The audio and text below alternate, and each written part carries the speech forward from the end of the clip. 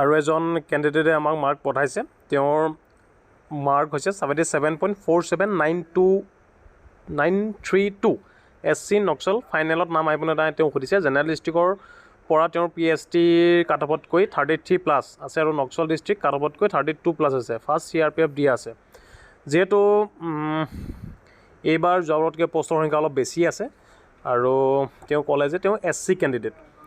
candidate হয় তেওঁৰ প্ৰায় 30তকৈ বেছি ফিজিকেল কাট অফতকৈ মাৰ্ক বেছি আছে 30তকৈ বেছি আছে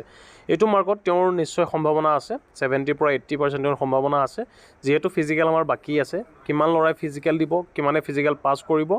কিমান ল'ৰাই ফেইল কৰিব সেইটোৰ ওপৰত ডিপেণ্ড কৰি নেক্সট কাট অফটো বা নেক্সট যিটো ষ্টেপ মেডিকেল সেইটো আমি চাব লাগিব আৰু যদি একেলগে হয় তেন্তে সকলোৱে চান্স পাব ফিজিকেল আৰু মেডিকেলৰ কাৰণে যিসকলে ফিজিকেল পাছ কৰিব তেওঁলোকে মেডিকেল দিয়াৰ সুবিধা পাব আৰু এনেকুৱা হ'ব যদি মেডিকেল বেলেগকৈ হয় তেন্তে যিসকলে ফিজিকেল পাছ কৰিব সকলোৱে মেডিকেল দিবলৈ নাপাব এইটো কাৰণে ইয়াতে দুটা কথা আছে এতিয়া